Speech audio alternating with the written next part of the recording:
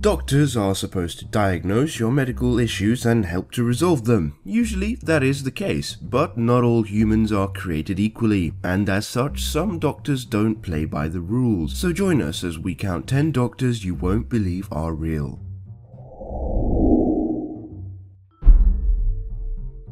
Number 10.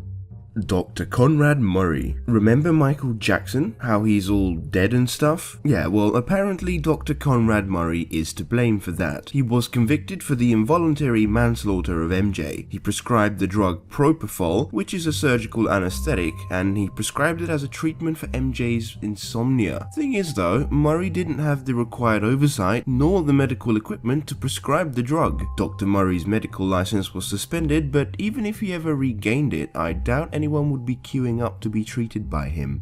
Number 9. Dr. Cecil Jacobson. Artificial insemination is becoming more and more popular for couples who struggle to conceive naturally. There's nothing wrong with that, unless there's something wrong with the doctor. Dr. Cecil Jacobson told many parents that he would use the sperm they wanted, either from their husbands or from anonymous donors. However, he actually used his own sperm to impregnate the women. When he was convicted in 1992, he was officially found to be the biological father of at least 15 of his patients, but prosecutors insisted that that number could actually be as high as 75. Number 8.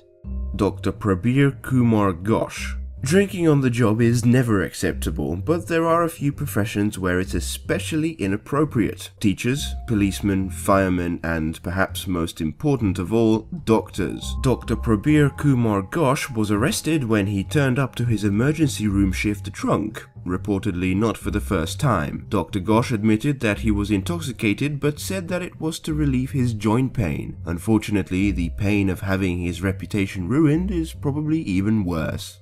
Number 7.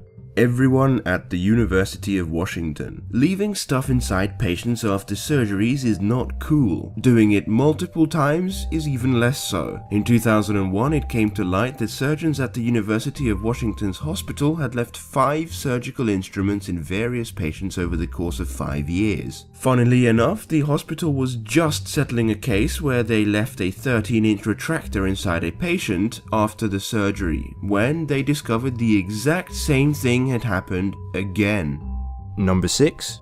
Dr. James C. Burt. Some doctors make mistakes, others are incompetent, and then there are those who are just plain evil. Dr. Burt was one of those doctors. He abused his patients for over 22 years until the victims finally spoke out against him in 1988. He would often restructure female patients' genitals without their consent. Now, I need to quote what this weird man said, so bear with me. According to Dr. Burt, women are structurally inadequate for intercourse, and apparently his bizarre procedures would fix this, turning his patients into, and I'm quoting again here, horny little mice. Unfortunately, his surgeries backfired, and instead of horny little mice, he made the women sexually dysfunctional. They had kidney and bladder infections, and corrective surgery was required.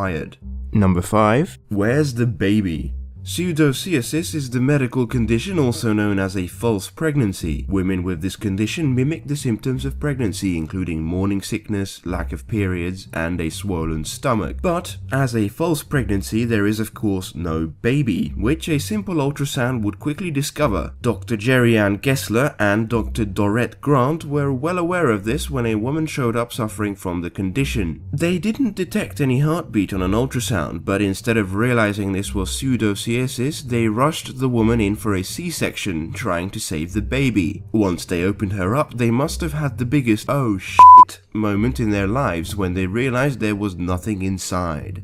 Number 4. Dr. Loren Borud. Dr. Loren Borud was a plastic surgeon in Massachusetts with a long history of drug and alcohol abuse. In 2008, he fell asleep while performing liposuction on a patient. Perhaps he was a little bored.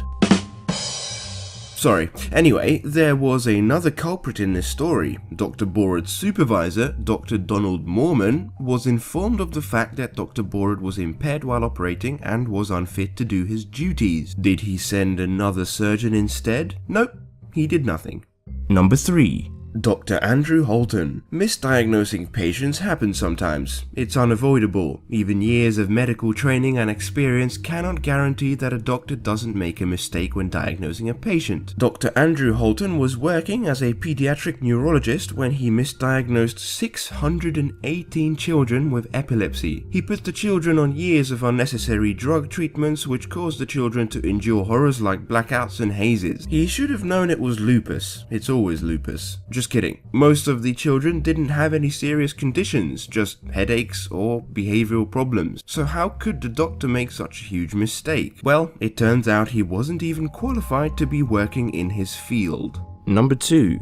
Dr. Yasser Awaad. If the previous person on our list was just stupid, Dr. Yasser Awaad is a despicable and greedy human being. Over his career, he intentionally misdiagnosed 255 patients with epilepsy so he could make extra money with insurance reimbursements. Dr. Awaad took things further than just prescribing treatments or drugs though. He even went to the extent of performing surgeries to implant devices that could trigger seizures in the patients.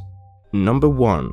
Benjamin Houghton was an Air Force veteran who checked into a medical center in 2006 to have his potentially cancerous left testicle removed. Doctors did remove his testicle, just not the right one. Well, it was actually the right one, but that was the wrong one, if you know what I mean. Yes, the doctors apparently couldn't tell left from right and got rid of a perfectly healthy testicle. The same exact thing happened to some doctors in Italy in 2010, when a 27-year-old man with a tumor in his left testicle was operated on and lost his right testicle instead. They later fixed this by also removing his left testicle. No problemo.